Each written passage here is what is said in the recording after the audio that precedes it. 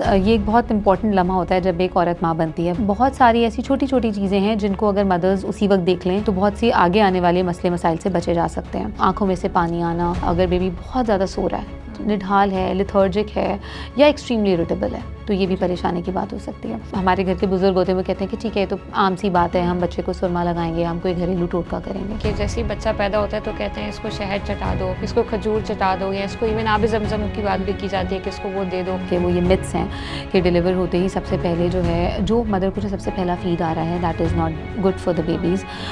Actually वो breast milk नहीं होता, इट्स कोलोस्ट्रम।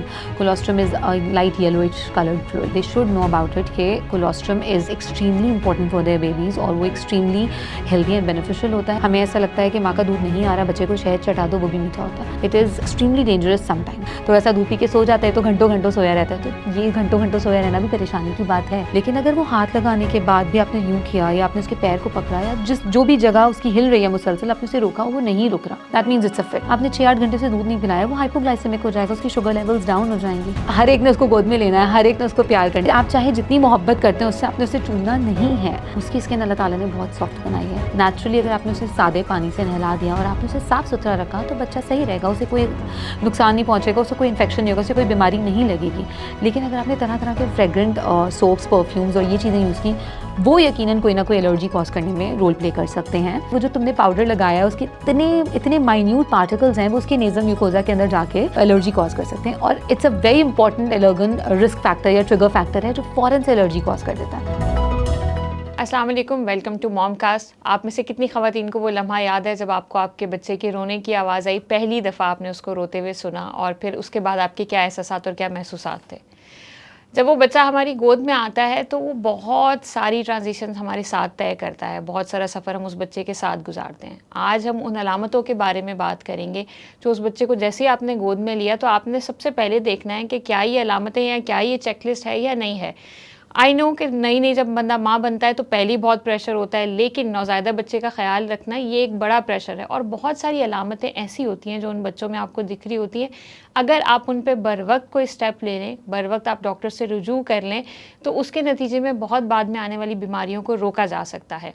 आज इसी सिलसिले में हमारे साथ बात करने के लिए डॉक्टर महविश मौजूद हैं जो हमें बताएंगी कि छोटे बच्चों में, नौज़ायदा बच्चों में वो कौन सी अलामतें होती हैं जो जैसे ही आपने देखी या माँ ने देखी तो फ़ौरन से आपने उसके ऊपर एक्शन लेना होता है, उसको नज़रअंदाज नहीं करना।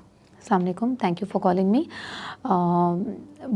ये एक बहुत इंपॉर्टेंट लम्हा होता है जब एक औरत माँ बनती है। बहुत सारी ऐसी चीज़ें होती हैं जो उस टाइम पे लोगों के मतलब घर वालों के और माँ के जहन में नहीं रहती, मगर बहुत सारी ऐसी छोटी छोटी चीज़ें हैं जिनको अगर मदर्स उसी वक्त देख लें, आइडेंटिफाई कर लें, पिक कर लें, डॉक्टर्स तक पहुँच जाएँ, डॉक्टर्स को बता दें, तो बहुत सी आगे आने वाले मसले मसाइल से बचे जा सकते हैं। जैसे कि बच्चे के कान में से पानी आना, ना आँखों में से पानी आना, या बच्चा दूध नहीं पी रहा। ठीक है, सबसे इम्पॉर्टेंट चीज़ है बच्चा दूध नहीं पी पा रहा। डिलीवर होते ही हम कहते हैं, कोशिश करते हैं कि मदर्स के फ़ौरन से जो है with in half an hour mother feed start करा दें। तो बहुत सारी मदर्स कंप्लेन जो थोड़ी अवेयर होती हैं वो ये कंप्लेन कर देती हैं कि बेबी फीड नहीं कर पा रहा, लैच नहीं कर रहा। लेकिन बहुत सारे मदर्स ये नहीं आइडेंटिफाई कर पाती, उन्हें लगता है कि ठीक है दूध पी लेगा, अभी सो रहा है। ठीक है, तो ये अभी सो रहा है वाली बात और बच्चा दूध नहीं पी रहा, ये थोड़ी सी खतरे की अलामत भी हो सकती है कि अगर बच्चा सही से फीड नहीं कर पा रहा, सक नहीं कर पा रहा, सोलो नहीं कर पा रहा या बहुत ज़्यादा सो रहा है, तो ये परेशानी की अलामत हो सकती है। मदर्स को इसके ऊपर अवेयरनेस होनी चाहिए और अगर उन्हें ऐसा लगता है तो वो डॉक्टर को फ़ौरन रुजू करेंगे। मतलब मौजूद हैं अगर अस्पताल में तो डॉक्टर को फ़ौरन बुलाएं, आइडेंटिफाई कर सकें कि न्यूनेटोलॉजिस्ट या पीडियाट्रिशियन आके देखे कि क्या मसला है कि बच्चा क्यों दूध नहीं पी पा रहा। ये एक सबसे इम्पॉर्टेंट चीज़ है।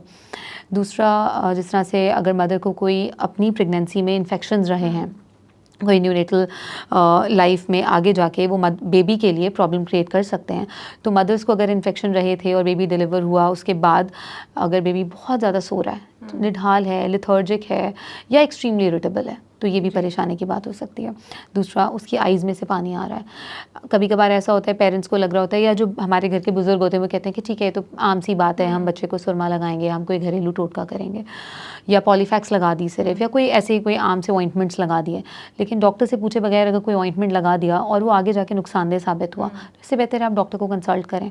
डॉक्टर्स को अर्ली अगर आप दिखा देंगे तो किसी ना किसी सीवियर इन्फेक्शन से बचा सकते हैं आप अपने मैं बच्चे भी को। जब आप टोटकों की बात करी थी तो मेरे जहन में ये बात भी आई कि जैसे ही बच्चा पैदा होता है तो कहते हैं इसको शहद चटा दो, इसको खजूर चटा दो, या इसको इवन आब ज़मज़म की बात भी की जाती है कि इसको वो दे दो।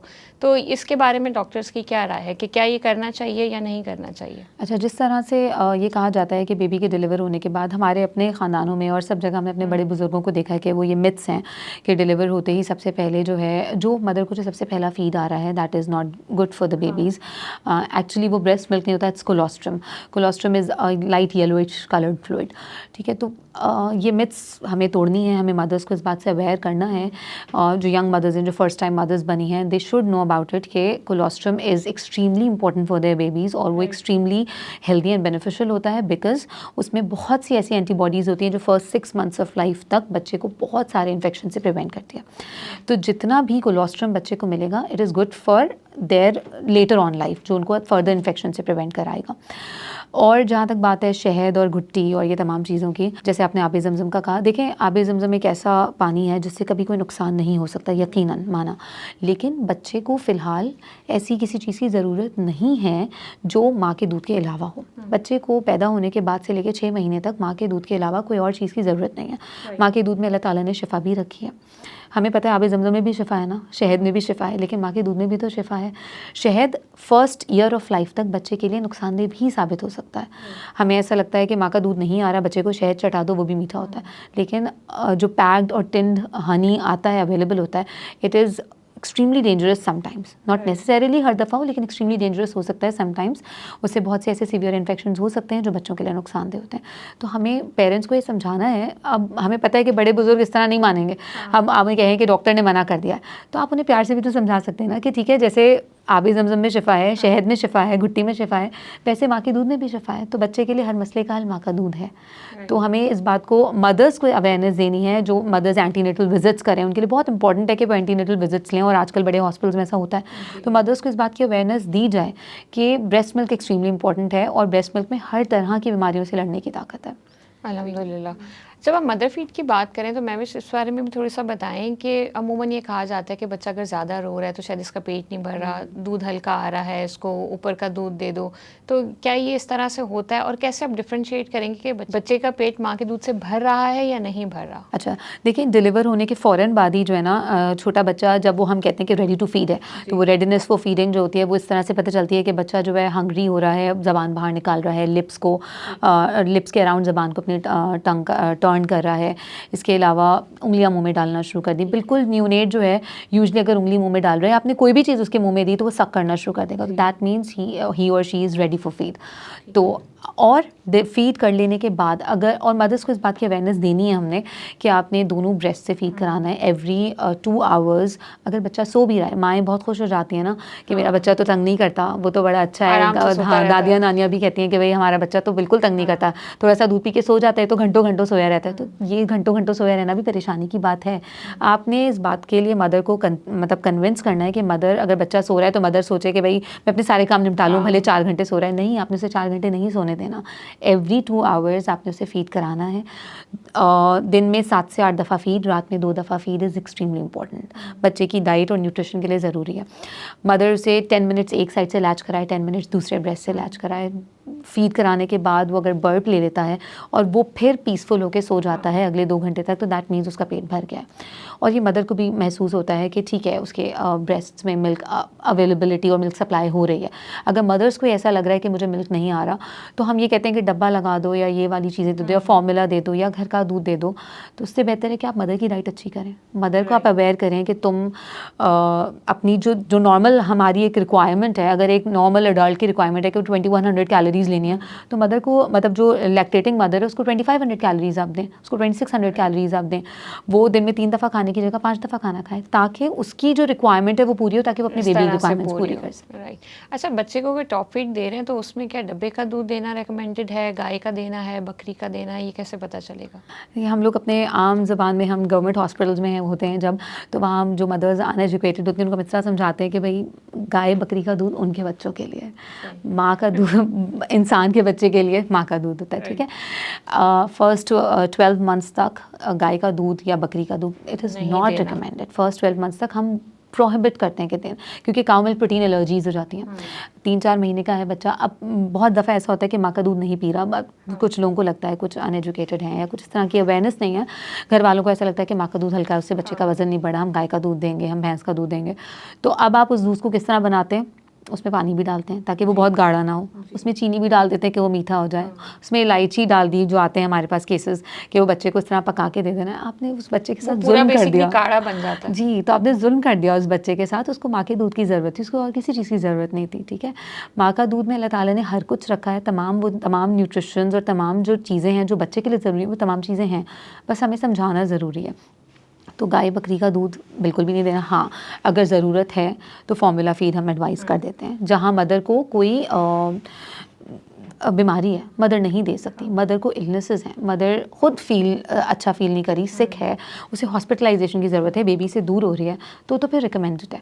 उसके बाद अगर हम देखते हैं हमारे यहाँ बहुत सारे ऐसे लोग हैं जो कि अफोर्ड नहीं कर सकते, ठीक है, तो जब अफोर्डेबिलिटी इशूज़ आते हैं तो हम एडवाइस कर देते हैं कि आप गाय का दूध दे दें। मतलब बच्चे को भूखा तो नहीं रखेंगे ना, जो हमारे यहाँ की आबादी है, कितने लोग शहरों में रहते हैं, कितने गाँव में रहते हैं, तो अगर उनके पास अफोर्ड नहीं कर सकते कि वो 600-800 का फॉर्मूला फीड लें, तो इट्स बेटर कि वो गाय का दूध दें, लेकिन उसको बनाने का तरीका होता है, उसमें एडेड शुगर्स, एडिटिव्स या कोई प्रेजर्वेटिव या कोई इलायची हो, ये तमाम चीज़ें नहीं डालनी, ठीक है। उसमें आप थोड़ा सा बहुत पानी दे दें ताकि डाल दें, लेकिन ये यूजुअली रिकमेंडेड प्रैक्टिस नहीं है, ये उस वक्त रिकमेंडेड है जब बहुत मजबूरी है, अदरवाइज़ यूजुअली रिकमेंडेड नहीं है कि हम गाय या बकरी का दूध दें। अगर आपको ज़रूरत है तो फिर आप फॉर्मूला फीड दें। अच्छा, जहाँ तक हमने ये बात की कि गाय बकरी का दूध, तो फर्स्ट 6 मंथ्स ऑफ लाइफ तक तो एक्सक्लूसिव ब्रेस्ट फीड करना है। एक्सक्लूसिव ब्रेस्ट फीड का मतलब है कि जिसमें कोई पानी भी शामिल नहीं है, जिसमें कोई शहद, घुट्टी, कहवा भी शामिल नहीं है, जिसमें कोई अर्के शीरी या जो भी इस तरह के डिफरेंट मार्केट में अवेलेबल होते हैं कि कोई ड्रॉप्स हैं या कोई लिक्विड्स हैं जो कि बच्चों के पेट के मसलों को सॉल्व कर देंगे,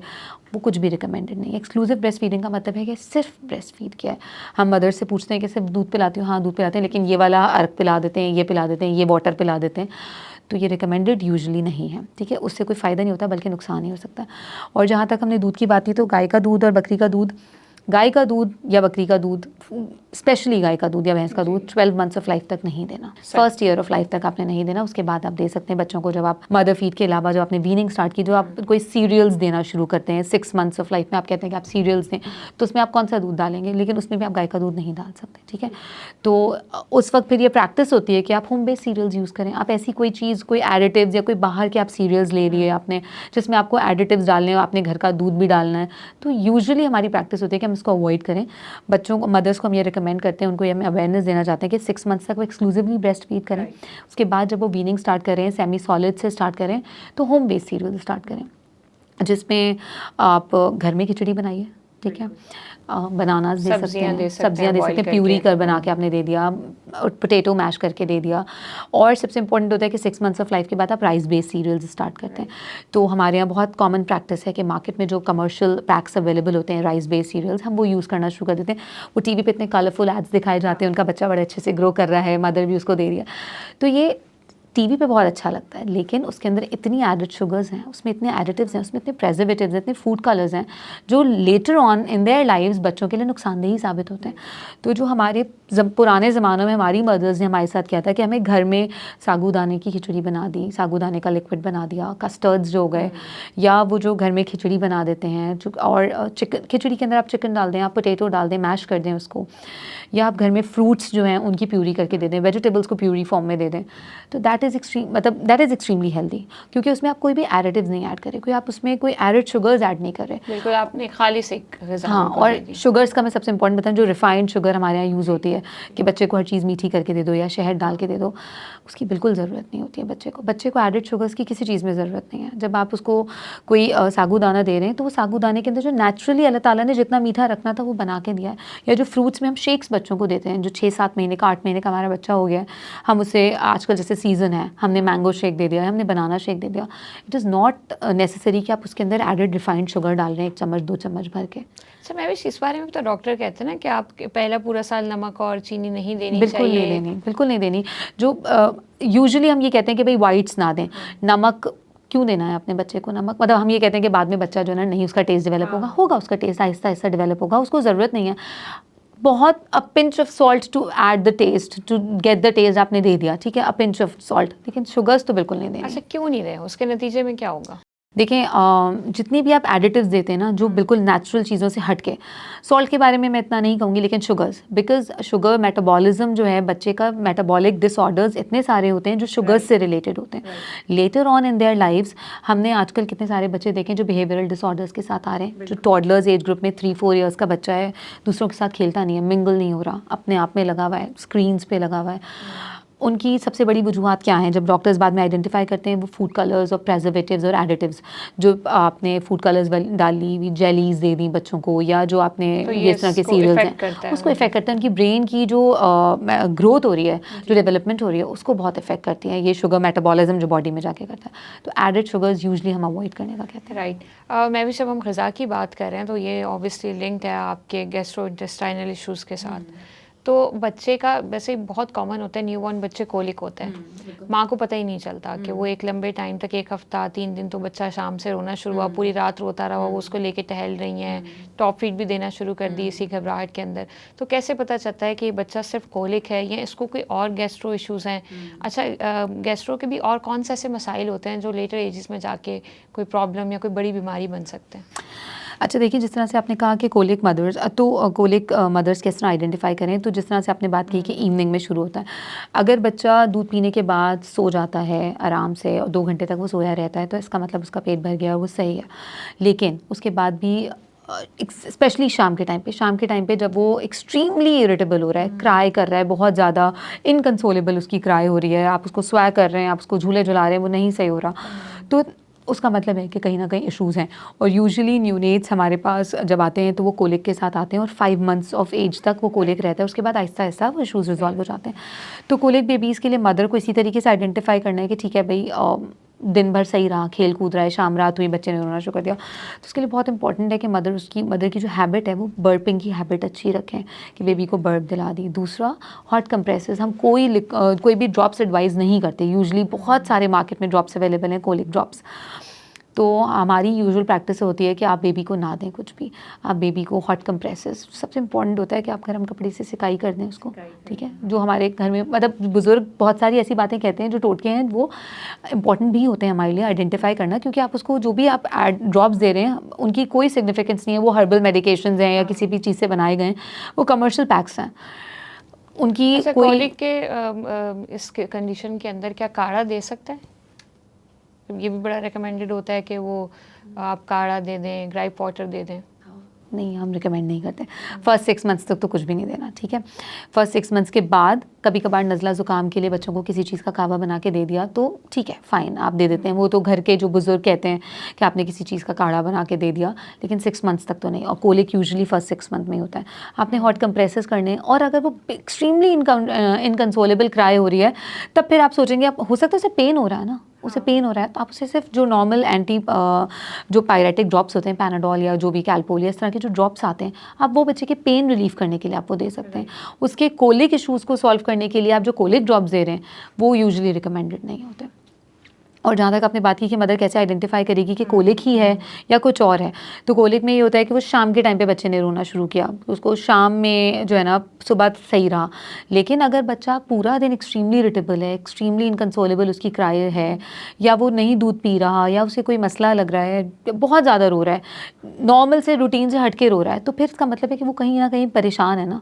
कोलिक के अलावा भी तो कोई इन्फेक्शन हो सकता है, उसे कोई इन्फेक्शन रन कर रहा है उसको, जो हमें नहीं समझ में आ रहा, कोई खुदा ना खासा कोई क्रेनियल इन्फेक्शन है, क्योंकि छोटा बच्चा है, वो आपको फिट्स तो नहीं करेगा, सीजर्स तो नहीं करेगा, ज़रूरी नहीं कि वो हर दफ़ा फीवर के साथ आ रहा हो, ज़रूरी नहीं है कि वो हर दफ़ा फिट्स करता हुआ आ रहा हो, ज़रूरी नहीं कि हर दफ़ा वो, जैसे बड़े बच्चे हो जाते हैं 2 साल का है, 3 साल का, जब वो बोलना शुरू हो रहा है, उसे यूरिन में कंप्लेन हो रही है, वो इन्फेक्शन हो रहा है अगर से, तो वो बताएगा कि मुझे यूरिन पास करने में तकलीफ़ हो रही है।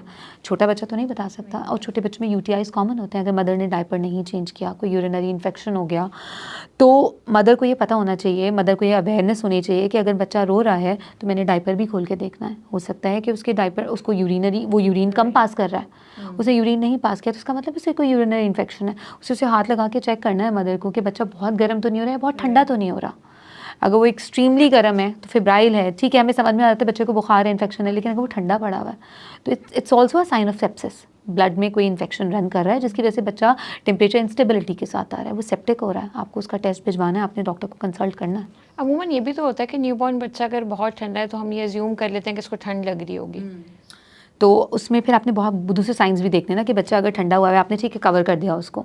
आपने जो हमारी सबसे इंपॉर्टेंट प्रैक्टिस होती है जब हम डिलीवर करते हैं, तो अब न्यूनेट को हमने रखा हुआ है या मदर के पास दे दिया है, तो हम सबसे इम्पॉर्टेंट, क्योंकि हमें पता है कि न्यूनेट्स के हेड का जो सर्फेस एरिया इतना लार्ज है, उसमें से हीट लॉस होगा और बेबीज़ बहुत जल्दी हीट लॉस कर देते हैं। उनको अपने आप को कवर करने का या उनके अंदर शिवरिंग, ये तमाम चीज़ें नहीं हो रही ना छोटे बच्चे में, तो आपने उसको कवर करके रखना है। हम मदर्स को ये अवेयरनेस देते हैं कि आपने सबसे पहले बच्चे को टोपी पहनानी है, क्योंकि इसके हेड पे से बहुत ज़्यादा हीट लॉस होती है। आपने उसको ग्लव्स देने हैं, आपने उसे मिटन्स देने हैं। उसके बाद भी अगर बच्चा ठंडा है तो क्या वो सही से फीड कर रहा है, नहीं कर रहा। अगर मदर ये कहती है कि बच्चा ठंडा भी हो गया और वो दूध भी नहीं पी रहा है, वो बिल्कुल सोया पड़ा है, तो इट्स अ साइन कि आपने फ़ौरन डॉक्टर के पास लेके जाना है। कहीं वो सेप्सिस तो नहीं रन कर रहा, कहीं उसके ब्लड में कोई इन्फेक्शन तो नहीं है, कहीं उसको कोई क्रेनियल इन्फेक्शन तो नहीं हो रहा। क्योंकि जब हम ये कहते हैं कि खुदा ना ख्वास्ता मेनिंजाइटिस जो गर्दन तोड़ बुखार है, उसकी जो ट्रीटमेंट के लिए, जो उसको प्रिवेंट करने के लिए हम वैक्सीनेशंस देते हैं बच्चों को। वैक्सीनेशन जो उसकी मेनिंजाइटिस की वैक्सीनेशन वो 6 वीक से स्टार्ट होती है। उससे पहले अगर खुदा ना ख्वास्ता बच्चे को अर्ली ऑनसेट कोई मेनिंजाइटिस हो गया, तो उसके लिए मदर कैसे आइडेंटिफाई करेगी? आपने मदर को ये समझाना है कि बच्चा फिट्स कर रहा है, सीजर्स हो रहे हैं, उसे झटका ले रहा है। कभी कभार मदर कहती है कि डर जाता है, ये अचानक से डर गया और इसने हाथ को झटका दिया। तो हाथ को झटका देना हर दफ़ा डरना नहीं हो सकता। मदर को ये पता होना चाहिए कि कब वो झटका कर रहा है, कब वो सिर्फ डर गया था। तो अगर छोटा बच्चा है, वो सिर्फ झटके नहीं आ रहे, उसे सीजर्स नहीं हो रहे, उसे फिट्स नहीं हो रहे, तो वो सिर्फ इस तरह के साइंस के साथ भी आ सकता है कि वो एक्सट्रीमली इरिटेबल है, वो इनकंसोलेबल क्राई के साथ आ रहा है, वो फीड नहीं कर रहा, उसकी सकिंग पुअर हो गई है, वो लेथर्जिक है, वीक क्राई है, रो ही नहीं रहा, या बहुत रो रहा है या बिल्कुल वीक क्राई है, रो ही नहीं पा रहा। तो these are the signs of infections. ये क्रेनल इन्फेक्शंस भी हो सकते हैं, ये कोई ब्लड के अंदर इन्फेक्शंस भी हो सकते हैं। तो उस टाइम पे फ़ौरन डॉक्टर को कंसल्ट करना ज़रूरी है। जैसे भी आपने कहा मैमिश, तो किस तरह से आप डिफ्रेंशिएट करेंगे कि ये बच्चे को फिट्स आ रहे हैं या ये सिर्फ ये ख्वाब में या नींद में डर गया है, तो इसमें फ़र्क कैसे कर सकते हैं? अच्छा देखिए, फ़िट्स के ऊपर भी होता है कि फ़िट्स बहुत सारे तरह के फ़िट्स हो सकते हैं। एक कभी इन्फेक्शन की वजह से भी कोई फ़िट्स हो रहे हैं, कैल्शियम की कमी की वजह से भी बच्चों को फ़िट्स हो सकते हैं, शुगर्स की कमी की वजह से भी बच्चों को फ़िट्स हो सकते हैं, या बच्चा ख्वाब में या ऐसे ही डर गया, आपने एकदम से उसके ऊपर से चादर हटा दी, उसको एकदम से उसका टेम्परेचर चेंज हुआ, वो यूँ चौंक गया, उसने हाथ हिलाया। तो कोई भी ऐसा फ़िट जो फ़िट्स हैं, वाकई में जो सीजर्स और फ़िट्स हैं, आपने जब बच्चे का हाथ को पकड़ा तो वो नहीं रुका, दैट मीन्स वो फ़िट हो रहा है, वो झटके कर रहा है। ठीक है, अगर आपने एकदम से बच्चा डर गया और वो कँपा रहा है और आपने उसका हाथ पकड़ लिया, आपने उसके पैर को पकड़ा, आपने उसे रोकने की कोशिश की, वो रुक गया, दैट मीन्स वो सिर्फ जिटर कर रहा था। लेकिन अगर वो हाथ लगाने के बाद भी आपने यूँ किया या आपने उसके पैर को पकड़ा या जो भी जगह उसकी हिल रही है मुसलसल, आपने उसे रोका, वो नहीं रुक रहा, that means it's a fit. तो ये चीज़ फिर आपके लिए परेशानी का बाइस होनी चाहिए। अब हम कब कहते हैं कि वो शुगर की कमी की वजह से हो रहा है, बच्चा बहुत देर तक, आप मदर्स ये कहती है ना कि बच्चा सो रहा है, आपने 6-8 घंटे से दूध नहीं पिलाया, वो हाइपोग्लाइसेमिक हो जाएगा, उसकी शुगर लेवल्स डाउन हो जाएंगी, तो बच्चा उसके बाद हो सकता है जिटरी हो जाए, उसके बाद हो सकता है वो फिट करने लग जाए।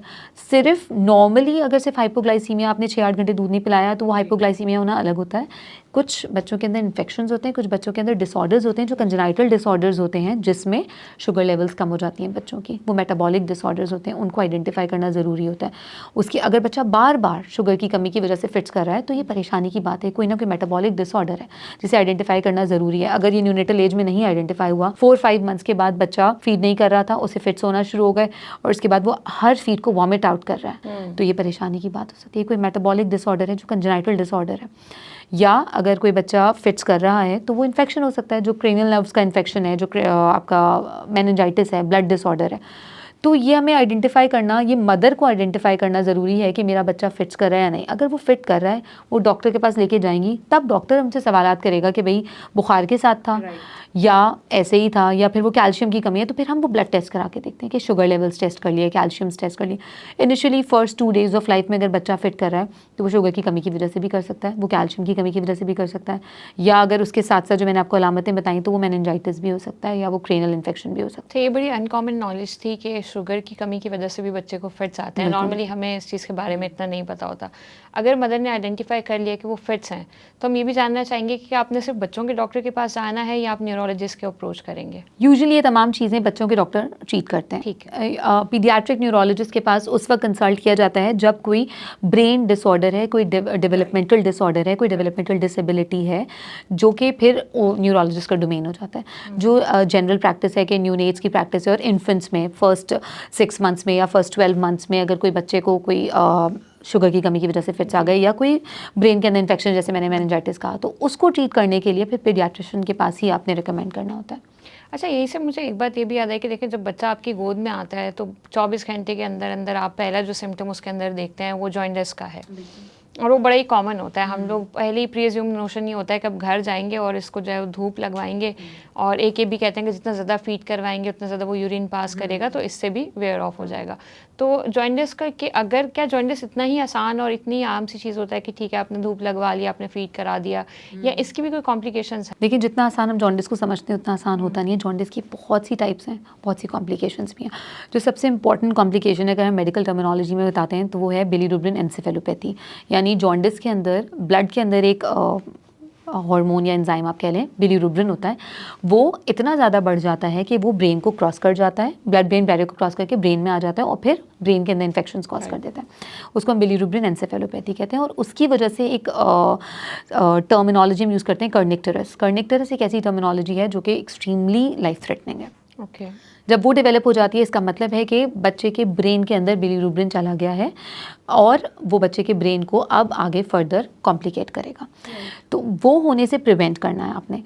तो हमने मदर्स को ये बताना होता है, यूजुअली एंटीनेटल क्लासेस में भी बताया जाता है या डिलीवर होने के बाद पोस्टनेटल भी मदर को क्लासेस दी जाती हैं जिसमें मदर को ये समझाया जाता है। बड़े हॉस्पिटल्स में ऐसा होता है और अगर नहीं है तो आजकल मदर्स इतनी अवेयर हैं कि वो इस तरह की चीज़ें देख लेती हैं।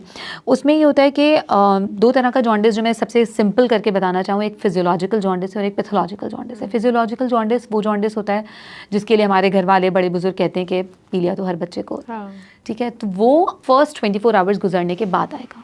सेकेंड डे या थर्ड डे बढ़ना शुरू होता है, 9th डे पे जाके वो कम होना शुरू हो जाता है, 14 दिन तक ख़त्म हो जाता है, बच्चा सही हो जाता है। आपको लगता है ना पहले 1 हफ्ते में थोड़ा सा पीला लग रहा है, रिश्तेदार मिलने आते कहते हैं इसकी आंखें पीली हैं, लेकिन ये मदर को समझ में आना चाहिए कि भाई वो 24 घंटों के अंदर अंदर ही अगर बच्चा पीला हो गया है तो it's not a physiological, it is something pathological. उसको आइडेंटिफाई करना है और अगर वो पैथोलॉजिकल है तो there are certain other reasons. अगर पैथोलॉजिकल जॉन्डिस है तो मदर के ब्लड ग्रुप और बेबी के ब्लड ग्रुप में इनकम्पैटिबिलिटी है जिसकी वजह से भी हो सकता है। तो हमें मदर का ब्लड ग्रुप तो पता होता है, गायनेकोलॉजिस्ट जो है वो करवा लेते हैं, बेबी का ब्लड ग्रुप तो हमें नहीं पता। तो वो अगर मदर हॉस्पिटल में है और मदर ये नोटिस कर लिया है कि मेरे बच्चे को डेवलप होना शुरू हो गया है जॉन्डिस, तो आप बेबी का ब्लड ग्रुप करा लें, which is important for later life as well ना। हमें ब्लड ग्रुप तो पता होना चाहिए। हम डरते हैं कि बच्चे को प्रिक होगा, लेकिन कहीं ना कहीं इसकी इंपॉर्टेंस भी है। अगर हमने आइडेंटिफाई कर लिया कि मदर और बेबी के ब्लड ग्रुप में इनकम्पैटिबिलिटी है और ये पैथोलॉजिकल जॉन्डिस डेवलप कर रहा है तो हम अर्ली डिस्चार्ज को प्रिवेंट कर देंगे। हम बेबी को, मदर को फर्स्ट 24 आवर्स, अगर नॉर्मल डिलीवरी हुई है, सेक्शन नहीं हुआ, नॉर्मल डिलीवरी हुआ है, हमें लगता है फर्स्ट 24 आवर्स में बच्चा सही है, दूध पी रहा है, माँ को हमने छुट्टी दे दी, बच्चे को लेके घर चली गई। 3rd डे पे बच्चे ने दूध पीना कम कर दिया, 4th डे उसका पैम्पर ड्राई है, मदर कह रही है वो यूरिन भी नहीं पास कर रहा, इसका मतलब बच्चा दूध नहीं पी रहा, वो लेथर्जिक हो गया है, मदर को वो बिल्कुल पीला लग रहा है। अब आप 4थे दिन लेकर आए और डॉक्टर के पास आप लेकर आए, आपने उसका बिलीरुबिन लेवल किया जो कि 20 पे चला गया, आपको उसका ब्लड चेंज करना पड़ेगा, एक्सचेंज ट्रांसफ्यूजन जिसे कहते हैं।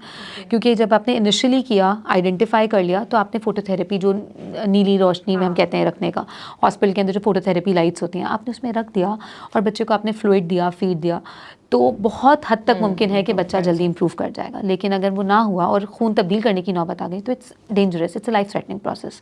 तो उससे प्रिवेंट करने के लिए हमें अर्ली डिस्चार्ज को प्रिवेंट करना है कि हमने मदर का ये चीज़ आइडेंटिफाई नहीं की, और अगर कर ली आइडेंटिफाई तो फिर हम उसका ब्लड टेस्ट करा के देख लें ताकि हम इस चीज़ को प्रिवेंट कर सकें। अच्छा, ये भी तो है ना कि वो छोटा सा बच्चा गोद में आता है और वो नर्स आके कहती हैं कि ये आपको जो है वो 24 टेस्ट, अभी नॉर्मल जो स्टैंडर्ड प्रोसीजर है उसमें 24 टेस्ट करवाने होते हैं बच्चे के जो ब्लड से होते हैं। सो नेचुरली आपको बड़ा बुरा लग रहा होता है कि इतने छोटे से बच्चे को प्रिक करेंगे और इसको हाइपोथायरॉयडिज्म का टेस्ट करवा के क्या हो जाएगा, कोई फ़ायदा नहीं, कोई ज़रूरत नहीं।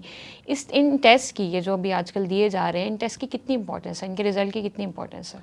देखिए, बहुत सारे ऐसे टेस्ट्स हैं जो कि अमेरिकन अकेडमी ऑफ पीडियाट्रिक्स ने गाइडलाइन बना दी है, रिकमेंड करने के हमें early first week of life में करा लेने, कुछ फर्स्ट वीक ऑफ लाइफ में, फिर कुछ और लेटर ऑन आगे आहिस्ता आहिस्ता अपने आगे बढ़ते हुए कराने।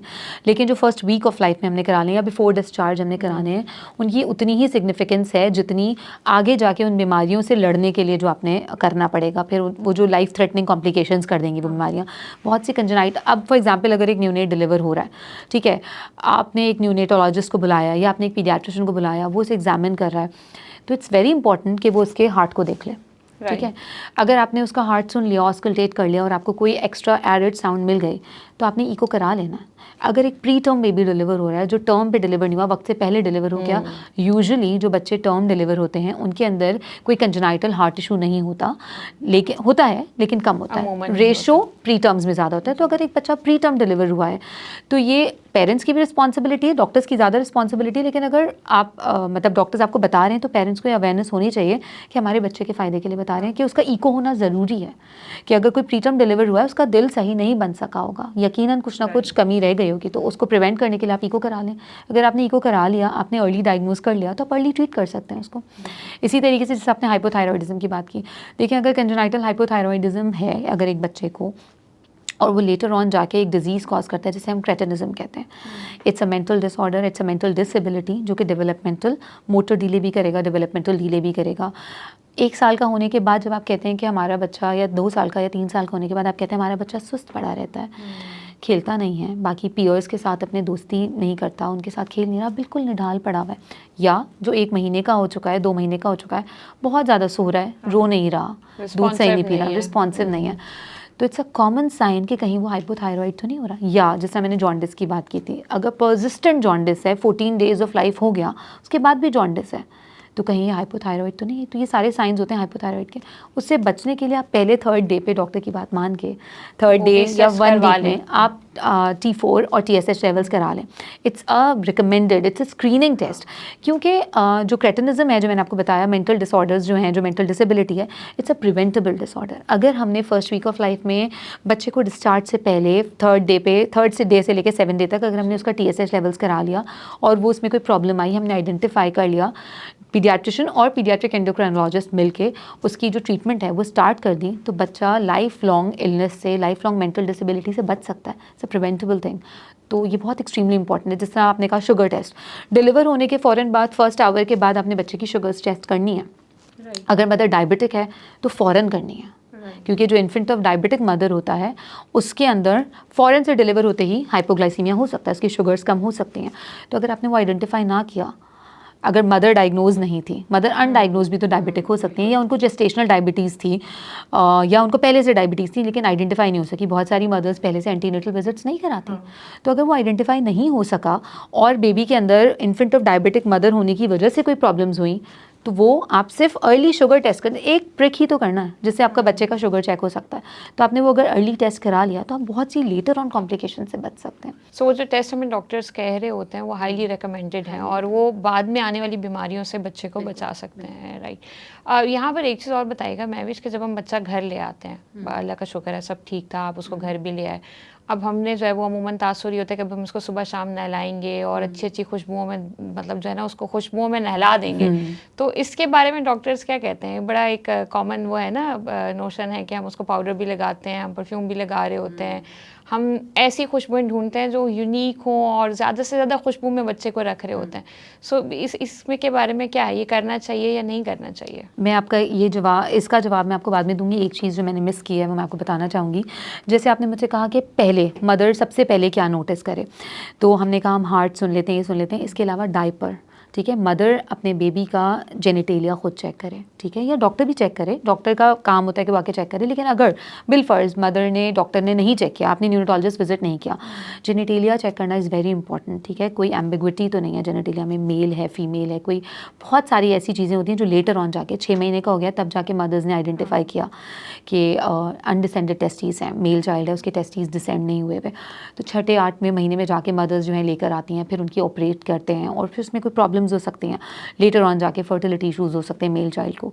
तो उसको प्रिवेंट करने के लिए आपने फ़ौरन जेनिटेलिया देख लिया, या फिर डिलीवर होने के फ़ौरन बाद बेबी ने with in first 24 hours stool pass किया या नहीं किया। अगर मदर ने फीड करा दिया और बेबी की वो जो एनल ओपनिंग थी वो मौजूद ही नहीं है, खुदा ना ख्वास्ता बहुत सारे ऐसे इशूज़ होते हैं जो कंजेनाइटल इशूज़ हैं, जो जिनमें किसी का हाथ नहीं होता, ये अल्लाह ताला की तरफ से होते हैं, ठीक है, लेकिन उनका इलाज हो सकता है। तो आपने अगर बेबी को फीड करा दिया और बेबी का पेट फूलना शुरू हो गया और उसने देखा ही नहीं था, ना डॉक्टर ने देखा, ना नर्स ने देखा, ना मदर ने देखा कि वो एनल ओपनिंग ही नहीं थी, वो स्टूल ही नहीं पास कर पा रहा, तो इट्स अ सिन, ये क्राइम है हम सबकी तरफ से अगर डॉक्टर ने नहीं देखा तो हमें ये देखना है। और अगर ये नहीं है ऐसी कोई एनल ओपनिंग तो आप फ़ौरन पीडियाट्रिक सर्जन को कंसल्ट करो, इट्स एन इमरजेंसी ना, तो वो उसको ट्रीट कर सकते हैं। तो ये चीज़ मुझे बतानी रह गई थी एक कि इम्पॉर्टेंट था। दूसरा, जिस तरह से आपने कहा कि आप घर ले आए और नहलाने का, तो यूजुअली हम ये कहते हैं हम रिकमेंड करते हैं कि फ़र्स्ट 24 आवर्स आप बात ना दें, ठीक है, क्योंकि उसको टेम्परेचर मेंटेन करना है। वो अंदर बड़े सिक्योर और प्रोटेक्टिव एनवायरनमेंट में था, वूम के अंदर मदर के अल्लाह ताला ने बहुत सी कवरिंग्स में रखा था, बहुत वार्म था वो। जैसे ही वो बाहर आया दुनिया की सारी उसको ठंडक और हाँ, और हर एक ने उसको गोद में लेना है, हर एक ने उसको प्यार करना है। ये हमें सबसे ज़्यादा प्रिवेंट कराना होता है, अवेयरनेस देनी है कि आप चाहे जितनी मोहब्बत करते हैं उससे आपने उसे चूमना नहीं है। बच्चे होते हैं, उसके बड़े सिबलिंग्स हैं या घर वाले हैं, दादी नानी हैं, ठीक है, आप मोहब्बत करते हैं लेकिन आप उसे बिल्कुल चुमकार रहे हैं, बल्कि प्यार कर रहे हैं, उससे बच्चे को नुकसान ही होना है, ठीक है। वो आएगा, उसको तरह तरह के लगन से, आपने तरह तरह की खुशबुएं लगाई हुई हैं जो बच्चे को लगेंगी, जो जाके बच्चे के लिए नुकसानदेह हो सकती हैं। फिर जहाँ तक बात की बात है तो आप बात फर्स्ट 24 आवर्स के बाद हम यूजली, ताकि बच्चे का टेम्परेचर मेंटेन कर सकें। और अगर सर्दी का मौसम है तो हम यूजली कहते हैं कि ठीक है डेली ना नहलाओ, एक दिन छोड़ दो, आप स्पंज कर दो या नीम गर्म पानी से नहलाओ, ठीक है। नहलाने के आपने हर चीज़ प्रिपेयर रखनी है ना, आपने नहला दिया बच्चे को, ठंडा आप लेके खड़े हैं, तौलिया कोई ला के दे रहा है बाद में, तो आपने बच्चे को फ़ौरन से कवर कर देना है।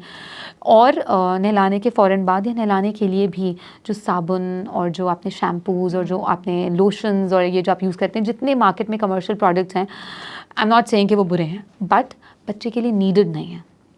उसकी स्किन अल्लाह ताला ने बहुत सॉफ्ट बनाई है, नेचुरल स्किन है, उसको जो सारे फ्रेग्रेंट शैम्पूज़ हैं या फ्रेग्रेंट कलोन्स हैं उन सब की ज़रूरत नहीं है। नेचुरली अगर आपने उसे सादे पानी से नहला दिया और आपने उसे साफ़ सुथरा रखा तो बच्चा सही रहेगा, उसे कोई नुकसान नहीं पहुँचेगा, उसे कोई इन्फेक्शन नहीं होगा, उसे कोई बीमारी नहीं लगेगी। लेकिन अगर आपने तरह तरह के फ्रेग्रेंट सोप्स, परफ्यूम्स और ये चीज़ें यूज़ की, वो यकीनन कोई ना कोई एलर्जी कॉज करने में रोल प्ले कर सकते हैं, क्योंकि जितनी फ्रेग्रेंट चीज़ होगी उसके अंदर एलर्जेंस होते हैं, जो कि मतलब जैसे पाउडर्स हैं, हर मदर की कॉमन प्रैक्टिस है कि बच्चे को पाउडर से नहला देती है, वो नहलाने के बाद आपने पाउडर लगा, पूरी गर्दन पाउडर से भरी हुई है। तो वो हमें मदर्स को समझाना है कि वो जो तुमने पाउडर लगाया है उसके इतने माइन्यूट पार्टिकल्स हैं, वो उसके नेज़ल म्यूकोजा के अंदर जाके एलर्जी कॉज कर सकते हैं। और it's a very important allergen risk factor या ट्रिगर फैक्टर है जो फ़ौरन से एलर्जी कॉज कर देता है। तो उससे प्रिवेंट करना है, ये तमाम चीज़ों को आपने अवॉइड करना है, मतलब जितना फ्रेग्रेंट है उतना अवॉइड करना है। आप मेडिकेटेड या डर्मेटोलॉजिस्ट टेस्टेड या नेचुरल ऑयल्स आप यूज़ कर सकते हैं। अगर आपने बच्चे को मसाज देना है, आप नेचुरल ऑलिव ऑयल से मसाज कर सकते हैं, there is not an issue. लेकिन आप जितने फ्रेग्रेंट ऑयल्स यूज़ करेंगे वो यकीनन कुछ ना कुछ नुकसान कॉज करते हैं। अच्छा, यहाँ पर मैं भी एक बात ये भी बताइएगा कि साइंस ये भी कहती है, इसको आप बेहतर वेरीफाई कर सकेंगी, कि अगर बच्चे को कोई इन्फेक्शन हुआ है, लेट्स से कोई स्किन इन्फेक्शन हो रहा है या आई इन्फेक्शन हो रहा है, तो उस पे आप जो है वो मदर का ब्रेस्ट मिल्क भी अप्लाई कर सकते हैं, तो क्या ये यूज़फुल होता है? जैसे मैंने शुरू में ही बताया था आपको, मैंने अपनी बात ही शुरू की थी कि ब्रेस्ट मिल्क कितना बच्चे के लिए हेल्दी है और बच्चे के लिए हर तरह के इन्फेक्शंस को प्रिवेंट करने में रोल प्ले करता है। अब फॉर एग्जांपल अगर कोई आई इन्फेक्शन है बेबी को, ठीक है, आप ऑइंटमेंट्स तो दे देते हैं, डॉक्टर्स के पास लेके जाते हैं, लेकिन अगर मदर उस पर अपना ब्रेस्ट मिल्क लगाती है तो there is no harm in it, in fact वो कहीं ना कहीं फ़ायदा ही करेगा, ठीक है। इसके अलावा अगर मदर फीड करा रही है बच्चे को, ठीक है, और बच्चा लैच करते करते कभी कभार मदर के ब्रेस्ट पे सोर निपल्स हो जाते हैं, क्रैक निपल्स हो जाते हैं, उस पर भी मदर अपना मिल्क लगा सकती है, तो ये भी बच्चे के लिए फ़ायदेमंद हो सकता है। तो मदर मिल्क के अंदर हमेशा से ऐसी अल्लाह ताला ने ताकतें रखी हैं और क्वालिटीज़ रखी हैं जो बच्चे को हर तरह के इन्फेक्शन से प्रिवेंट कर सकते हैं। तो ब्रेस्ट मिल्क में बहुत सी ऐसी चीज़ें हैं जो बच्चे को इन्फेक्शन से प्रिवेंट कर सकती हैं। राइट।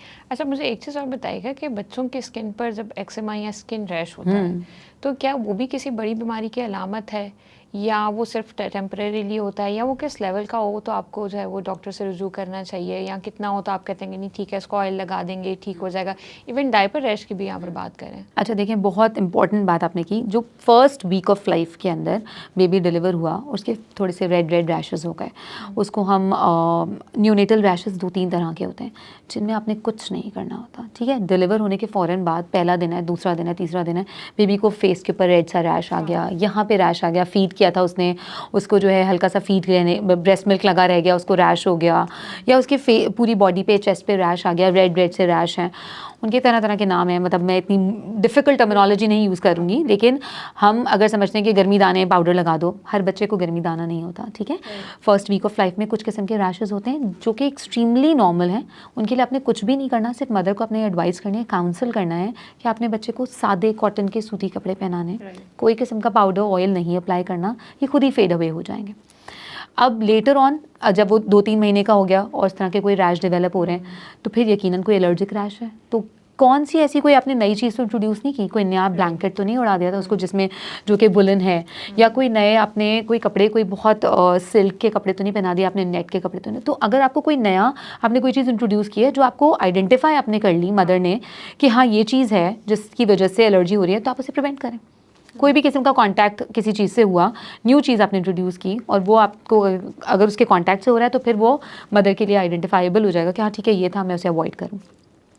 दूसरा, जैसे आपने डायपर रैश की बात की, तो बहुत कॉमन प्रैक्टिस है डायपर रैश के लिए। मार्केट में हम जाते हैं, केमिस्ट से बोलते हैं कि भाई ये वाला कोई पैम्पर की वजह से रैश हो गया तो आप कोई ऑइंटमेंट दे दें। स्टीरॉइड्स से भरे हुए जो ऑइंटमेंट्स होते हैं वो दे दिए जाते हैं। उन ऑइंटमेंट्स में कोई बुराई नहीं है, ठीक है। वो ऑइंटमेंट्स यकीनन किसी ना किसी वजह से बनाए गए हैं, लेकिन हर बच्चे के हर डायपर रैश पे वो स्टीरॉइड वाला ऑइंटमेंट नहीं लगाना। अगर डायपर से रैश हो रहा है तो आपने डॉक्टर को कंसल्ट करना है। इसके अलावा डॉक्टर्स आपको जो प्रिस्क्राइब करते हैं, यहाँ मदर को ये अवेयर कर सकते हैं कि डायपर या तो आपने टाइट बांध दिया उसका नहीं है, या फिर आपने बहुत साइज़ का इशू है, या फिर आपने बहुत देर तक रहने दिया। स्टूल पास किया है बच्चे ने, स्टूल एसिडिक होता है, यूरिन पास किया, यूरिन एसिडिक होती है, उसका कंटेंट थोड़ा बहुत एसिडिक होता है, तो आपने फ़ौरन चेंज करना है। थोड़ी देर आप खुला रख दें, गर्मी का मौसम है, आप थोड़ी देर खुला रख दें, there is no harm in it. आपने खुला रख दिया, उसने थोड़े से कपड़े गंदे कर दिया, आपने थोड़ी देर खुला रख दिया, उसको नॉर्मल आपने रखा, जब आप उसे मसाज देना आपने थोड़ी देर खुला रख दिया। जब आप डायपर पहना रहे हैं तो मेक श्योर करें कि उसको थोड़ा सा बिल्कुल टाइट नहीं पैक करना आपने एवरी 4 to 6 आवर्ली उसे चेंज करना है। जैसे ही वो स्टूल पास कर रहा है, जैसे ही वो डायपर्स का स्वेल हो गया, आपने उसे चेंज कर देना है। उसे आपने उसे वॉश कराना है। आपने बेबी वाइप्स नहीं यूज़ करने, जो फ्रेगरेंट बेबी वाइप्स हैं, आपने नॉर्मल पानी का स्पंज लेके उससे वॉश करना है, क्योंकि उन वाइप्स के अंदर इतने सारे केमिकल्स, इतने एडिटिव्स, इतने प्रेजर्वेटिव्स होते हैं जो बच्चे की सॉफ्ट सी स्किन के लिए नुकसानदेह ही हो सकते हैं। हमें लगता है बच्चे की जेनिटेलिया भी बड़े खुशबू रहेगी, हम साफ़ सुथरा रखें, ठीक है, लेकिन उसके कहीं ना कहीं नुकसानात तो है ना। आप सादे पानी से वॉश करा दीजिए, ठीक है। उसके बाद जो रैश हो जाता है, डायपर रैश, जो मैंने क्रीम्स कहीं, मार्केट में इतनी क्रीम्स हैं उनमें स्टेरॉइड्स एडेड हैं। वो स्टेरॉइड्स बच्चे के लिए नुकसानदेह ही होते हैं। जो आप एक्सोजेनस स्टेरॉइड्स, बाहर से बच्चे को स्टेरॉइड्स दे रहे हैं, मेरे पास ओपीडी में इतनी सारी मदर्स आती हैं, बच्चा इतना चबी हुआ होता है। अब वो मैं कहती हूँ कि बच्चा ऐसा, अब हम जब आइडेंटिफाई, हम कहते हैं तुम्हारा बच्चा ये तो हमेशा से ऐसा है, ये पहले नहीं था, 2-3 महीने का नहीं था, अब ये 3 महीने के बाद ना बच्चा बड़ा, उसको जो ना दूध अच्छा लग गया, ये बड़ा ऐसा हो गया, इसके तो कल्ले निकल आए हैं, गाल बड़े ऐसे हो गए। तो वो मेरा सबसे पहला क्वेश्चन होता है, कोई क्रीम तो नहीं लगा रही हो इसको, कोई हकीमी दवाई तो नहीं लगा रही हो इसको, कोई पैम्पर के अंदर कोई रैश के लिए कोई क्रीम तो नहीं लगा रही हो? हाँ, कौन सी लगा रही हो? वो निकाल के देगी XYZ नाम की, जिसके अंदर स्टेरॉइड मौजूद होगा। बाहर से जब आप बच्चे को एक्सोजेनस स्टेरॉइड्स देते हैं, उसमें ग्लूकोकॉर्टिकॉइड होता है, वो बच्चे के अंदर कुशिंगॉइड फेशिस कर देते हैं, मून फेस हो जाता है बच्चे का, हमको लगता है हमारा बच्चा अच्छा ग्रो कर रहा है।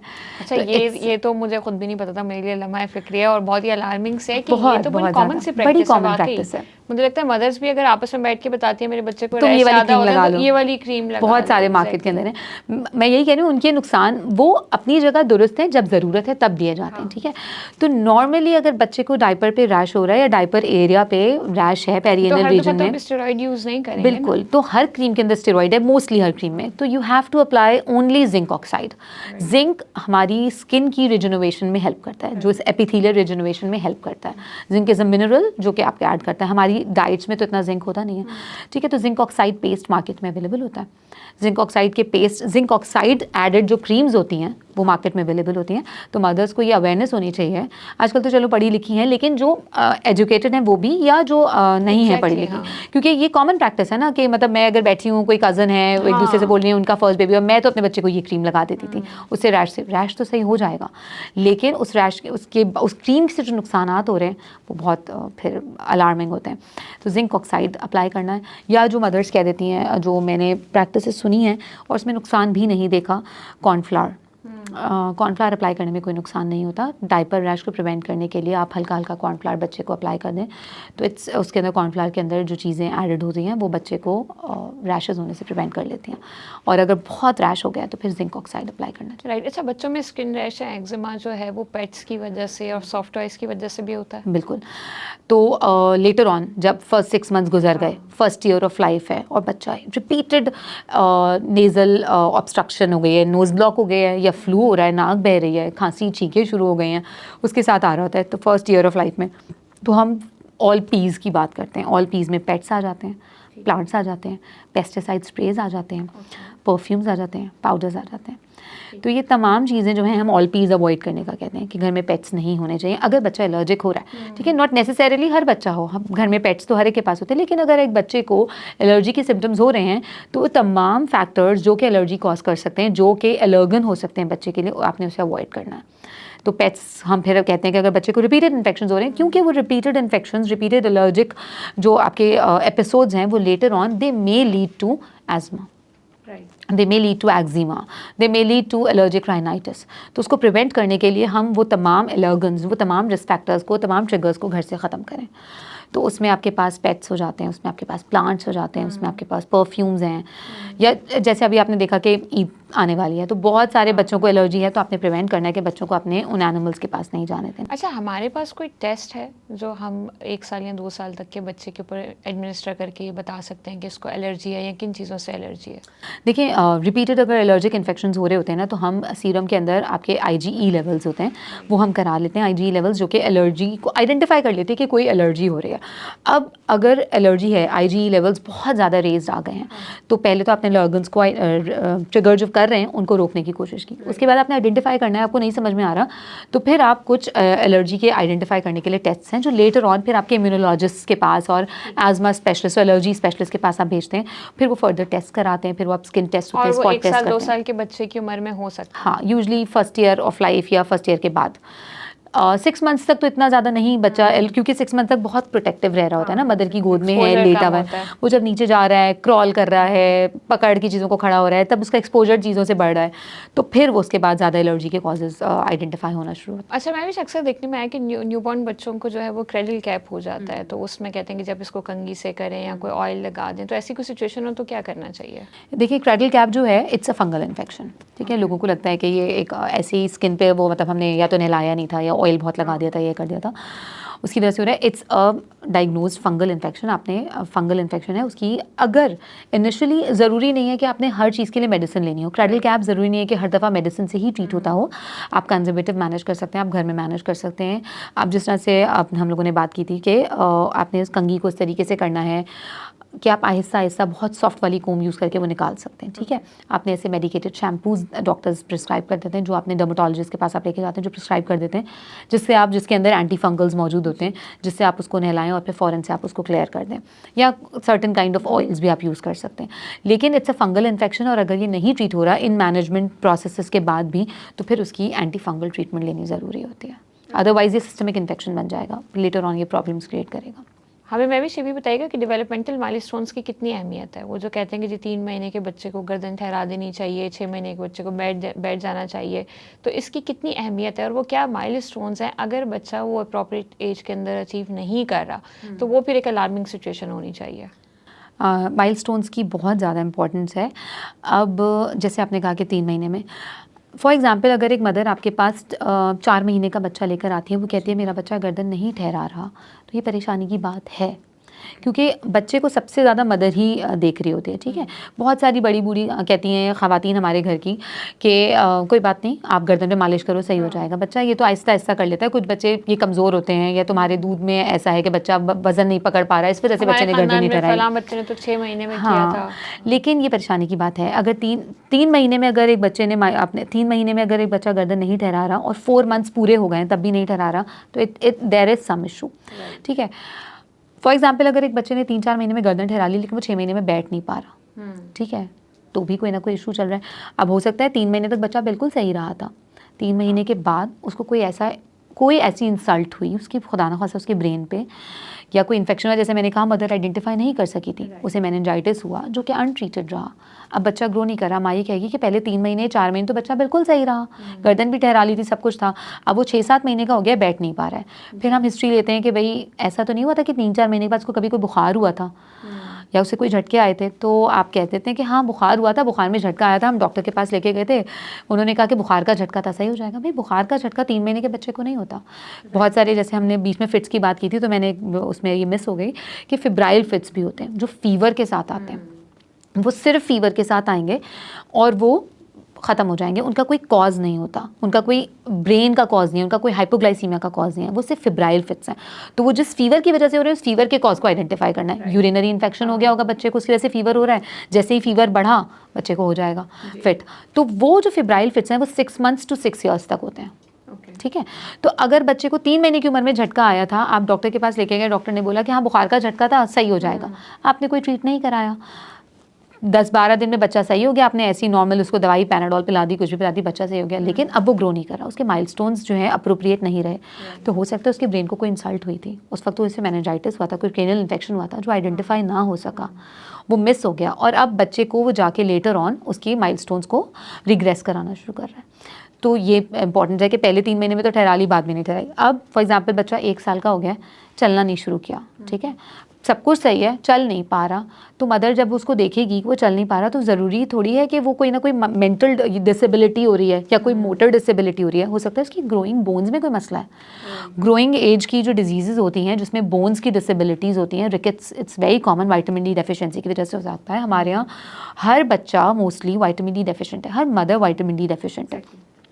तो अगर 1 साल का बच्चा, 1.25 साल का बच्चा, 15 महीने का बच्चा नहीं चल पा रहा, ठीक है, मदर ये कह रही है मैं इसे खड़ा करती हूँ तो उसकी टांगें टेढ़ी हो रही हैं, तो ये हमें आइडेंटिफाई करना है। अच्छा, जिस तरह फिर हम ये बात कर रहे थे कि 1 साल का हो गया और नहीं चलना शुरू किया, या 1.25 साल का हो गया तो चलना नहीं शुरू किया, तो इट्स नॉट नेसेसरी कि वो उसके माइलस्टोन्स डिले हो गए। हो सकता है कोई ग्रोइंग बोन्स की इलनेस हो रही है उसको, ठीक है, जिसको हम रिकेट्स कहते हैं। बहुत सारे बच्चे फर्नीचर पकड़ के खड़े हो रहे हैं लेकिन वो चल नहीं पा रहे, वो गिर जाते हैं, ठीक है, फिर मदर्स हमारे पास लेके आती हैं तो उनकी टांगें टेढ़ी हुई होती हैं, वो उसको हम कहते हैं बोइंग ऑफ लेग्स हो रही है। तो it's a very common sign जो हम ये आइडेंटिफाई करते हैं। कभी कभार कुछ घर में मदर्स या जो बुजुर्ग ख़वातीन हैं वो भी आइडेंटिफाई कर लेती हैं, वो घर में मसाज करें, वो कहने की टांगें तो इसकी टेढ़ी हैं इसलिए खड़ा नहीं हो पा रहा, तो फिर वो हो सकता है कि कोई विटामिन डी डेफिशिएंसी हो रही हो, तो फिर आपने उसे ट्रीट करना होता है, विटामिन डी देना होता है।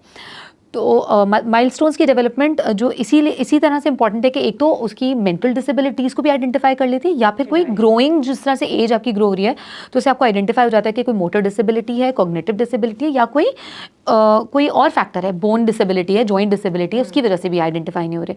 जिस तरह से मैंने आपसे रिकेट्स की बात की, तो उसके लिए बहुत ज़रूरी है कि जैसे ही बेबी डिलीवर होता है और ब्रेस्ट फीडिंग आपने स्टार्ट की, हमारे यहाँ almost every mother, every other woman is vitamin D deficient. तो इट्स वेरी इंपॉर्टेंट कि हम मदर्स को इस बात की अवेयरनेस दें कि बच्चों को आपने विटामिन डी सप्लीमेंट्स देने हैं।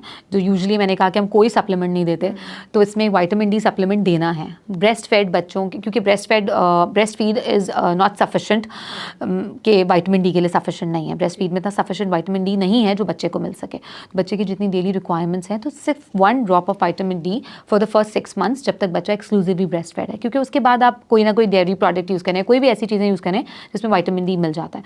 और लेटर ऑन जब आपने कहा कि बच्चा चल नहीं पा रहा और आप लेकर आए, तो फिर उसके लिए आपने प्रोलॉन्ग ट्रीटमेंट देनी पड़ जाएगी। तो उससे प्रिवेंट करने के लिए इससे बेहतर है कि आप for the first 6 months of life vitamin D supplements और ये लेना बहुत शुरू करें। ज़रूरी है कि हम उसका ग्रोथ का चार्ट रखें, चाहे उसमें वेट हो, हाइट हो, माइलस्टोन्स हो, हम डेफिनेटली उनको टैली करते रहें कि क्या हमारा बच्चा वो माइलस्टोन्स अप्रोप्रिएट एज में अचीव कर रहा है या नहीं कर रहा। तो उसके लिए हम ये करते हैं कि हम follow up visits, well baby clinics में फॉलोअप विजिट्स करवाते हैं, और वो यूजुअली उस वक्त करते हैं जब आपकी जो गवर्नमेंट की तरफ से वैक्सीनेशन डेट्स दी हुई होती हैं। जो EPI वैक्सीनेशन है, आप उसके लिए भी मदर को ये, मतलब जब आप डिस्चार्ज कर रहे हैं ना उस टाइम पे हमारी रिस्पॉन्सिबिलिटी है बीइंग अ डॉक्टर कि हम उनको ये इन्फोर्स करें, री इन्फोर्स करें कि आपने वैक्सीनेशन करानी है और आपने वेल बेबी विजिट्स करने हैं, सो दैट ये चीज़ चेकलिस्ट देखी जा सके कि भाई बच्चा इस तरह ग्रो कर रहा है और बच्चे को ये वैक्सीनेशन हो रही हैं, क्योंकि वैक्सीनेशन कराने से एटलीस्ट 12 प्रिवेंटेबल डिजीज़ से हम बच्चों को बचा सकते हैं। तो इट्स वेरी इंपॉर्टेंट। बहुत सारी मिथ्स हैं कि वैक्सीन नहीं लगवानी, पोलियो के ड्रॉप्स नहीं देने, 5 साल तक के बच्चे को नहीं देने, हमने पिछले महीने पिलाए थे, हमने पहले पिला दिए थे। जब जब कैंपेन्स होती हैं, जब जब वैक्सीनेशन की एक तो कैंपेन्स होती हैं या जब जब डेट्स दी जाती हैं, इट्स एक्सट्रीमली इंपॉर्टेंट, क्योंकि वो आपके बच्चे के फ़ायदे के लिए later on in their lives वो सोशल और आपके अपने फैक्टर्स भी और लेटर ऑन जो आपके अपने फाइनेंशियल कंस्ट्रेंट्स आपके इतने ज़्यादा हैं, हम इतने रिसोर्स लिमिटेड सेटिंग्स में रहते हैं कि अगर बच्चा किसी बीमारी के साथ आ रहा है, पेरेंट्स के ऊपर इतना फाइनेंशियल कंस्ट्रेंट है, गवर्नमेंट हॉस्पिटल में जा रहा है, गवर्नमेंट पे इतना फाइनेंशियल कंस्ट्रेंट है, इससे बेहतर आप एक वैक्सीन करा दो, गवर्नमेंट दे रही है, आपको प्रोवाइड कर रही है। Thank you so much for saying it Mahvish. मुझे यहाँ पर ये भी बताएगा कि अमूमन कहते हैं कि बच्चे को लिटा के फीड ना कराओ, इसके कान में दूध चला जाएगा, बच्चा रो रहा होता है, बड़ा इरिटेबल हो रहा होता है, तो कहते हैं कि इसको शायद कान का इन्फेक्शन हो गया है। अब छोटा बच्चा तो बता नहीं सकता, तो क्या कान का इन्फेक्शन बच्चों में कॉमन है, और अगर होता है तो उसके पीछे क्या रीजंस होते हैं? लेटर ऑन क्या ये कोई डिसेबिलिटी को आइडेंटिफाई करता है? जी, जिस तरह से आपने कहा कि लिटा के फीड नहीं कराना चाहिए, इट्स एक्सट्रीमली इंपॉर्टेंट। लिटा के कभी फीड नहीं कराना चाहिए। बहुत सी मदर्स थक जाती हैं, रात के टाइम पे लिटा के फीड करा रही हैं, ऐसा नहीं करना। हमें पता है आप बहुत थके हुए हैं, आप थोड़ा सा रेस्ट कर लें, तकिया लगा के बैठ जाएं, लेकिन जो प्रॉपर पोजीशन है, जब मदर डिस्चार्ज होकर घर जा रही है, आपने अटैचमेंट और पोजीशनिंग बहुत इंपॉर्टेंट होती है। मदर को सिखाएं कि बेबी किस तरह अटैच कर रहा है, लैच करने के लिए ब्रेस्ट से किस तरह अटैच करें और कैसी पोजीशन में आपने लेके बैठना है। बहुत सारी मदर्स हमने देखी होंगी सर के नीचे हाथ रख के उसको फीड करा रही होती हैं। You have to keep like this, पूरी बॉडी को प्रोटेक्ट करके आपने इस तरह से रखना है ताकि बेबी की पोजीशन सही हो। जब आप लिटा के पिलाएंगे आप ऐसे नहीं पिलाएंगे, देयर इज़ अ पॉसिबिलिटी कि बच्चा फीड करते करते उसकी नाक में चला जाए। आपकी नोज़, थ्रोट, ईयर अंदर से लिंक्ड है, ईयर में जा सकता है, ठीक है। तो वही ईयर इन्फेक्शन कॉज करने के बहुत इंपॉर्टेंट ये रीज़न हो सकता है। इसके अलावा भी बच्चों के अंदर अर्ली एज में जो फर्स्ट ईयर ऑफ लाइफ है, इन्फेंटाइल एज में, it's very important to identify कि बच्चे को अगर फीवर हो रहा है तो कहीं उसके कान में इन्फेक्शन तो नहीं है, क्योंकि अर्ली ईयर्स में UTI it is very common and ear infection, otitis media जैसे हम कहते हैं, इट्स वेरी कॉमन। और वो बहुत दफ़ा ऐसा होता है कि अनडाइग्नोज रह जाता है। कभी कभार 6-7 महीने का बच्चा तो आपको कान को जाके बता देता है ना, कान को ऐसे ऐसे कर रहा है। 8 महीने का बच्चा, छोटा बच्चा तो नहीं कर सकता। तो अगर उसे रिपीटेड ईयर इन्फेक्शन हो रहे हैं तो देयर मस्ट बी समथिंग जो कि पीडियाट्रिशियन पे नहीं हैंडल कर रहा। आपने फिर ENT स्पेशलिस्ट को दिखाना है, अपने ईयर का अंदर से एग्जामिन कराना है, अपने अंदर से स्वाब लेके उसका कल्चर भेजना है कि कोई इन्फेक्शन तो नहीं है। फॉर एग्जाम्पल अगर उसको ईयर एक आप डॉक्टर ने आइडेंटिफाई किया, डॉक्टर ने यहाँ हाथ रखा या मदर ने यहाँ हाथ रखा, मदर को लगा कि उसको कान में दर्द हो रहा है, आपने सिंपल एंड पेन किलर दे दिया, ठीक है, 2 दिन सही रहा बच्चा, फिर दोबारा हो रहा है, फिर दोबारा हो रहा है, कभी कभार कान में से मवाद आना शुरू हो जाता है, येलो डिस्चार्ज आ रहा है, समटाइम्स आपने उसे एक एंटीबायोटिक दे दी, 5 डेज़ का कोर्स करा दिया, जो यूजुअल प्रैक्टिस है। GPs आपके पास आप लेके जाते हैं, no offence to any doctor, लेकिन आपने दिया, आपने 5 to 7 डेज़ आपने एक एंटीबायोटिक ट्रीट कर दिया, सही हो गया, 2 महीने बाद दोबारा कान में से इन्फेक्शन हो रहा है। तो अगर वो रिपीटेड इन्फेक्शन हो रहे हैं तो there must be some kind of infection जो कि उसके लिए लेटर ऑन लाइफ थ्रेटनिंग हो सकता है। और ear infection extremely important cause होते हैं मेनिंजाइटिस कॉज करने के। अगर वो नहीं ट्रीट हुए तो वो ब्रेन के अंदर इन्फेक्शन कॉज करा सकते हैं। तो ईयर इन्फेक्शन को ट्रीट करना बहुत इंपॉर्टेंट है। उसका अगर आपके डायग्नोज हो जाता है, कोई ऑर्गेनिज्म ग्रो कर गया आपके कल्चर के अंदर, तो उसके पूरे 14 to 21 डेज़ का ट्रीटमेंट लेना है। हम कहेंगे कि मतलब घर वाले कहेंगे कि एक कान का ही तो इन्फेक्शन था, कान में ड्रॉप्स डाल दो, कान के अंदर तेल डाल दो, खुदा का वास्ता कान में तेल नहीं डालना। तेल में जला के वो तेल हाँ, कोई भी किस्म की चीज़ कान के अंदर नहीं डालनी है। ये मदर्स को बताना है कि यंग मदर है जो भी है, घर वालों ने कहा कि भाई लहसुन को तेल में करके वो कर दिया या तेल गरम करके डाल दिया, बाहर आपने जो लगाना है आप लगा दें, अंदर आपने डॉक्टर के मशवरे के बगैर कुछ नहीं डालना। ना कोई ड्रॉप्स, केमिस्ट से आप कोई ड्रॉप्स लेकर आ गए XYZ ड्रॉप्स, ना वो डालने, ना आपने कोई तेल डालना है। अच्छा, थोड़ा सा इसमें तफसील से बता दें कि अमूमन जब हम नए बच्चे का, नौज़ायदा बच्चे का नाक या कान साफ़ कर रहे होते हैं तो उसकी क्या प्रैक्टिस हो सकती है?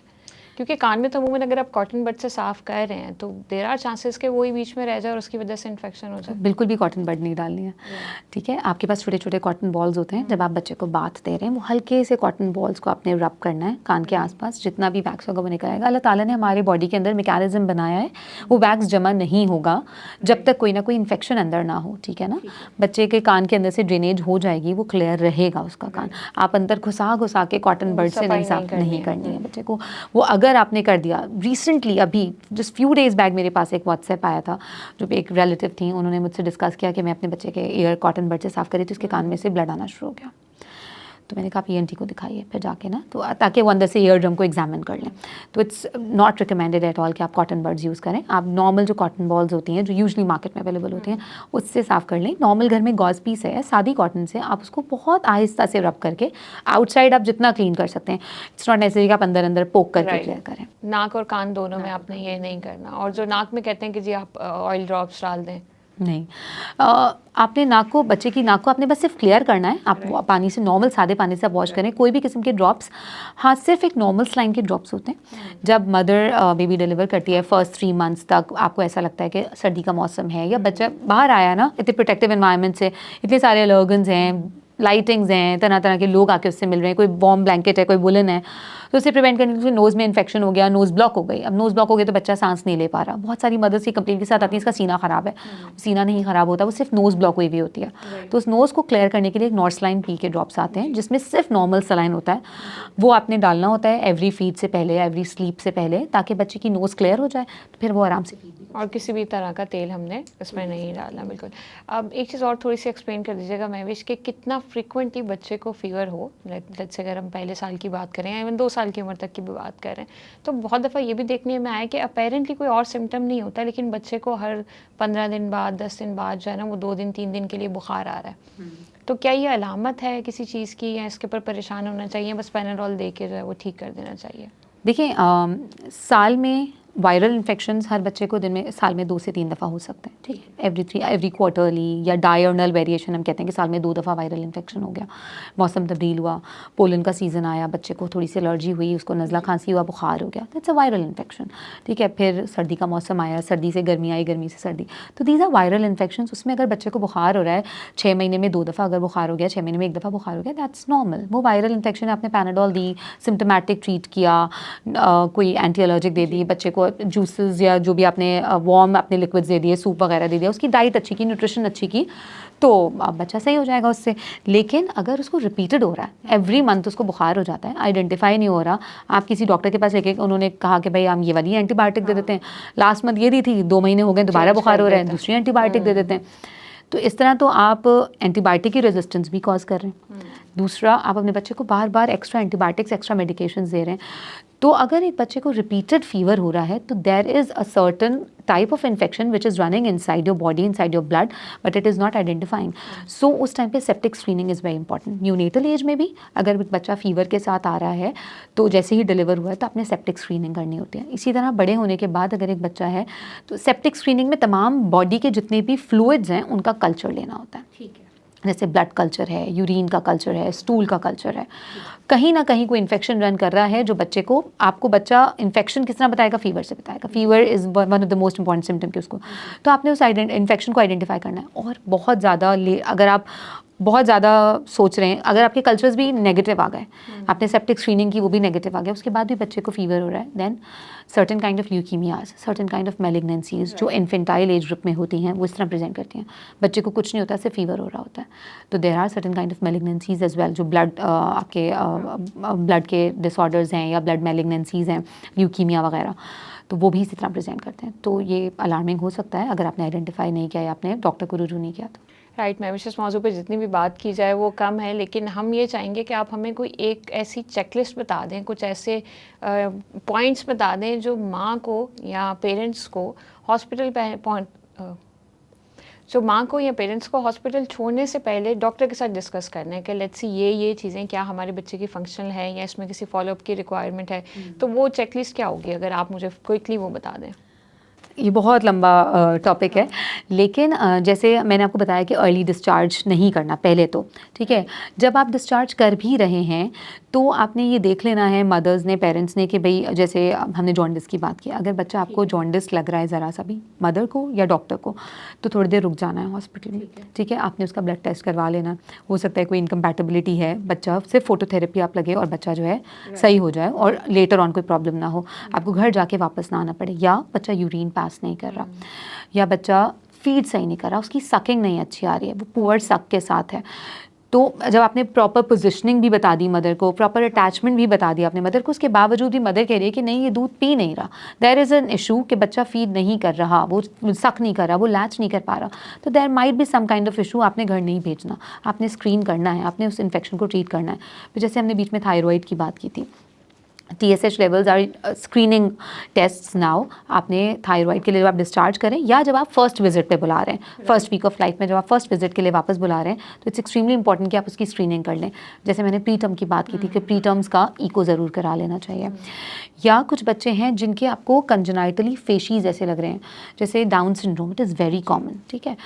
तो अब अगर आपने आइडेंटिफाई कर लिया, डॉक्टर्स ने आइडेंटिफाई कर लिया, ज़रूरी नहीं होता कि हम हर दफ़ा एक न्यूज़ ब्रेक कर रहे हैं तो हम फ़ौरन ही सब कुछ बताते हैं। हम ऐसा ऐसा सैंडविच टेक्निक के ज़रिए न्यूज़ ब्रेक कर रहे होते हैं कि आपके बच्चे के साथ ये कंजेनाइटल इशूज़ हैं। तो फिर हम ये कहते हैं कि हम जब नेक्स्ट विजिट पे आएंगे तो हम उनकी जेनेटिक टेस्टिंग कराएंगे, हम उनकी क्रोमोसोमल टेस्ट कराएंगे ताकि हम आइडेंटिफाई कर सकें कि कौन सा काइंड ऑफ डाउन सिंड्रोम है। डाउन सिंड्रोम के बच्चों के अंदर थायराइड के इशूज़ हो सकते हैं, या नॉर्मली भी बच्चों में हाइपोथायराइडिज्म हो सकता है, किसी की आई साइट का इशू हो सकता है, ईयर के इशूज़ हो सकते हैं। तो जब हम पेरेंट्स को बताते हैं डिस्चार्ज के वक्त, हम ये बताते हैं कि भाई आपने वैक्सीनेशन के लिए आना है, और जब आप वैक्सीनेशन के लिए आ रहे हैं अपने फॉलोअप विजिट पे, हम हाइट, वेट और ये हमारी डॉक्टर की रिस्पॉन्सिबिलिटी कि हम हाइट वेट चेक करें घर पे, हेड साइज़ चेक कर रहे हैं। हम मदर को ये बता रहे हैं कि भाई मदर ये घर में ये नोटिस करे कि बच्चा फीड करने के बाद कितने पैम्पर दिन में सोख कर रहा है। अगर दिन में 3 से 4 पैम्पर सोख हो रहे हैं दैट इज़ फाइन, अगर नहीं हो रहे 1 या 2 पैम्पर सोख हुए, इसका मतलब बच्चा यूरिन नहीं पास कर रहा है, देयर इज़ एन इशू। कोई कंजेनाइटली कोई किडनीज़ का इशूज़ तो नहीं था, वो आइडेंटिफाई करना ज़रूरी है, कोई यूरिनरी इन्फेक्शन तो नहीं है, वो आइडेंटिफाई करना ज़रूरी है। तो ये मदर्स को समझाना है। दूसरा, जिस तरह मैंने ईको की बात की, थायराइड की बात की, आई साइट, जब हम लेटर ऑन विजिट्स पे आते हैं और डिलीवर होने के फ़ौरन बाद भी हमने आई देखनी है कि बच्चा, उसके आई में कोई एबनॉर्मेलिटी तो नहीं है, कोई कंजेनाइटल कैटरेक्ट्स तो नहीं है, तो या कोई कंजेनाइटल ऐसे डिसऑर्डर्स तो नहीं है जिसमें आई के इशूज़ हो सकते हैं या जिसमें ईयर के इशूज़ हो सकते हैं। तो वो हम एट बर्थ करते हैं, उसके बाद फिर हम फॉलोअप विजिट्स में बताते हैं। अगर हमें कोई कंजेनाइटल इशू लग रहा है तो फिर हम अर्ली फॉलोअप्स पे बुला लेते हैं। मैं भी आपने अपने 10 साल के तजुर्बे के अंदर बहुत सारे पेरेंट्स देखे होंगे, बहुत सारे न्यूबॉर्न बच्चे देखे होंगे, बहुत सारी सजेशंस दी होंगी। कोई ऐसी बात है जो आपको दिल करता है कि यार ये बात जो है ना वो सारे वालिदैन को या होने वाले वालिदैन को घोल के पिला दूँ? मतलब वो जो सबसे इम्पोर्टेंट एक जो मैसेज है जो आपको लगता है कि यार ये सबको पता होना चाहिए, वो क्या है? जिस तरह से मैंने बीच में बहुत दफ़ा इस बारे में बात की थी, ब्रेस्ट फीडिंग।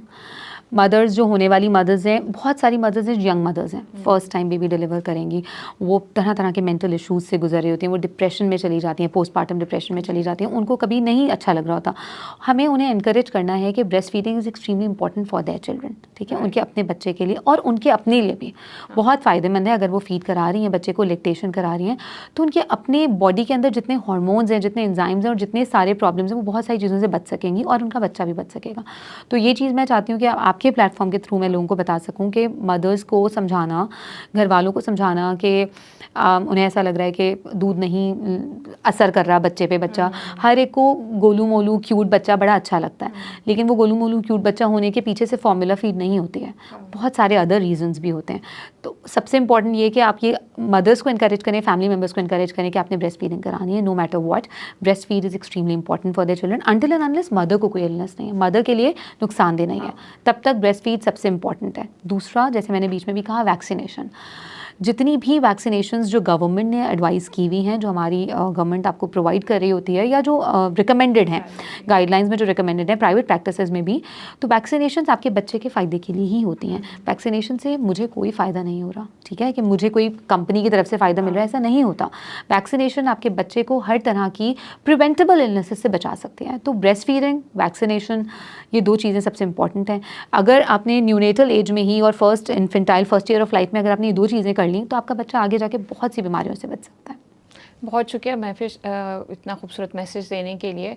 हमारे घर जब भी कोई नया मेहमान आ रहा होता है तो हम उसकी पूरी तैयारियां करते हैं, हम मेक श्योर करते हैं कि एक चेकलिस्ट बनाएं, चीज़ें देखें कि क्या क्या मौजूद होना चाहिए, किस तरह से तैयारी करनी चाहिए।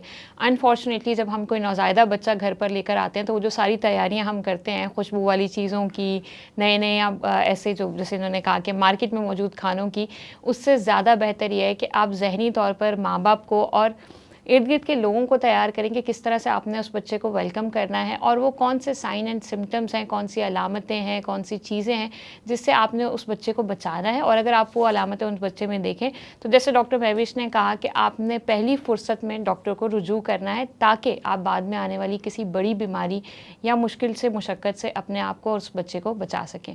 मॉमकास्ट को फॉलो करें, लाइक करें, सब्सक्राइब करें और अपने कमेंट से हमें ज़रूर आगाह कीजिएगा। Thank you.